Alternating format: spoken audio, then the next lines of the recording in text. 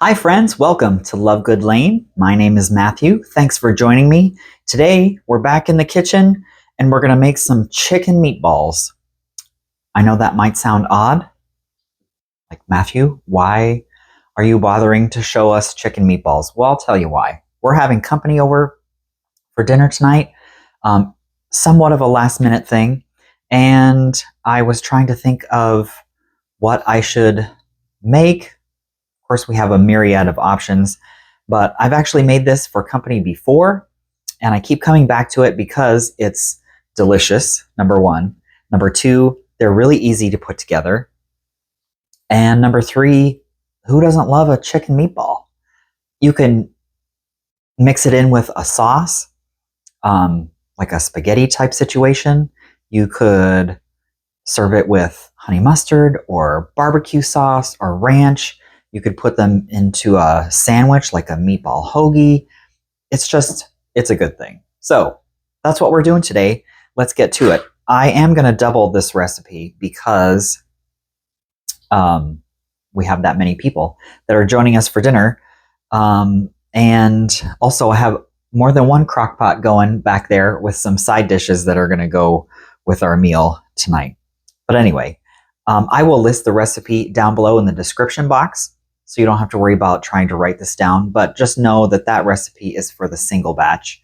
I'm going to double it up today. So we're going to start with our ground chicken. Open this up. I'm going to get rid of a little bit of juice in there. That was one. There's two. I'm going to do the same with this one, I think.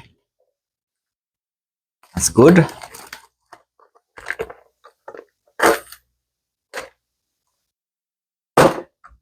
Gotta wash my hands.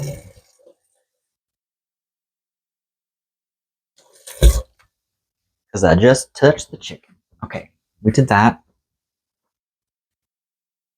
The other thing that's great about these chicken meatballs is that they're easy to do and it requires no chopping, none of that. Okay, so we've got our ground chicken in here. Next up, I'm looking at the recipe here, just in case you're wondering what I'm looking at. I have not memorized this. We need 1 cup of breadcrumbs. There's a cup measure. I'm going to use the Italian seasoned variety of breadcrumbs.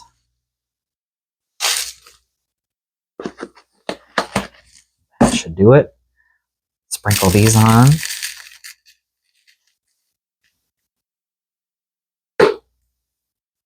I'll leave any in there. My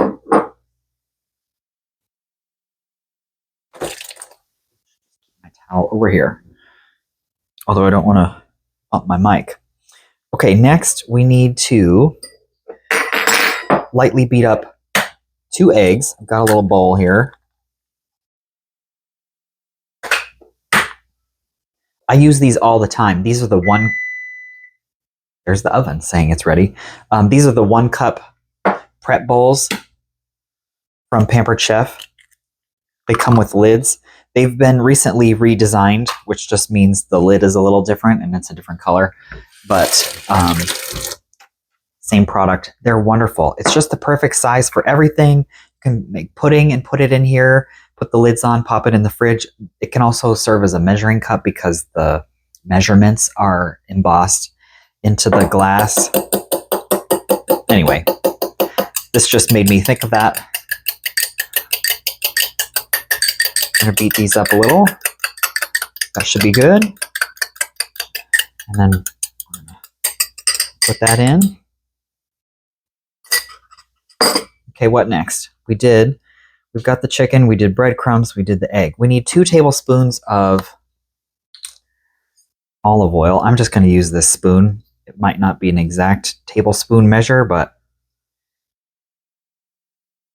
I think it's going to be close enough for these purposes. Okay, we did the olive oil. Now we need a teaspoon of salt and pepper and garlic powder. So let's do those.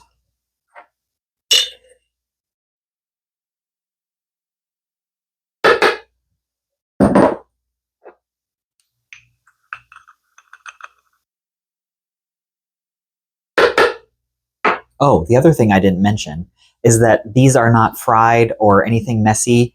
You bake them in the oven for 20 minutes. Perfect. Love it. Okay, garlic powder. Distracting myself a lot today.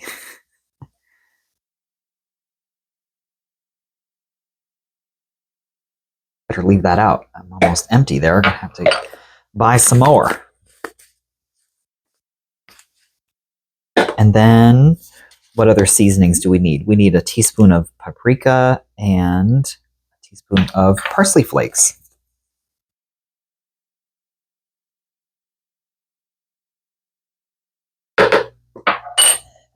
Excuse me. I hear the garage door. So we're about to be invaded by my husband and kids. Buckle up. Okay, we did that. We made it. Okay, so I think I'm going to use my hands to mix this up. It'll be a little cold, a little slimy, a little messy, but I think it's the easiest way just to get it all mixed in. So I'm going to do that. You don't have to use your hands. You could use a spoon.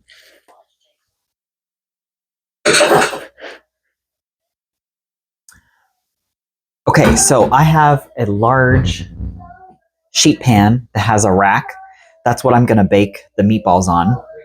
So I'm not going to make all of the meatballs in front of you, but I'm going to shape a couple of them so you can kind of see the size that I normally do, and then set them on the pan.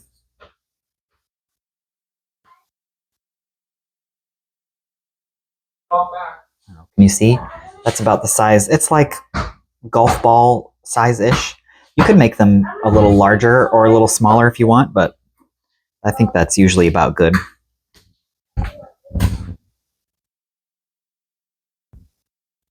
Okay, so I'm going to keep going, and then I'll bring you back.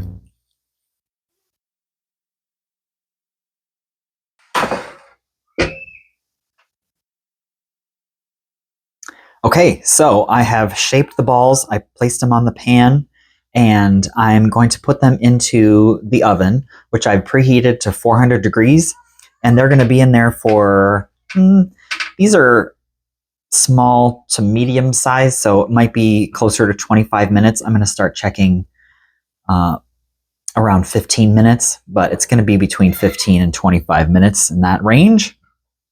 And then, oh, I did want to mention that because this is, oh, there's a parsley on my finger. Because this is ground chicken and the other ingredients that we have in there, it is sort of a wet, sticky mixture. So it's a little bit messy as you are shaping the balls. If you find that it's being a little bit too problematic, you can dampen your fingers, wet your fingers, dip them in a little bowl of water, and that helps to make it not be so sticky. But anyway, I'm going to put these in the oven. We'll bring you back.